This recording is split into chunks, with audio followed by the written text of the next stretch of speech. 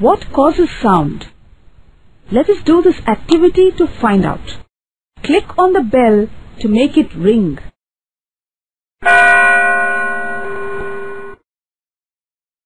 Click on the ruler.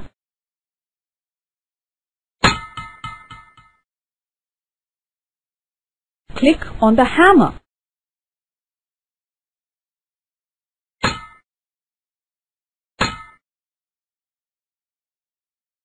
Click on the string to pluck it.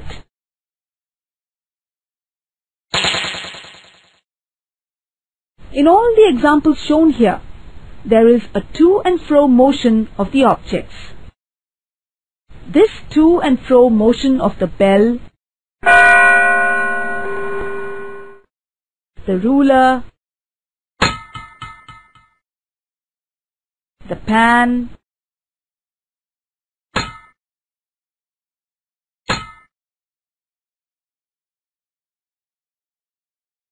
and the string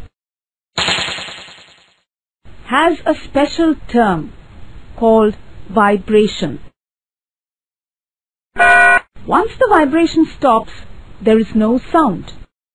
Thus, we can say that only a vibrating object produces sound.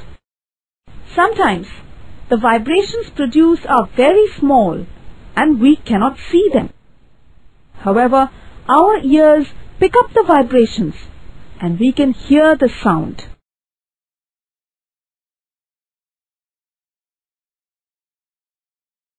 Let us see for ourselves the power of sound. Roll your mouse over the bell on the alarm clock.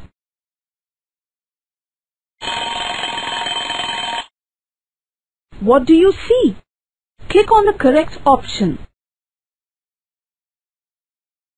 That is not correct.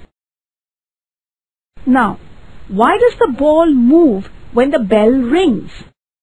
It moves because the vibrations of the ringing bell cause the air to vibrate. The motion of the air sets the ball in motion.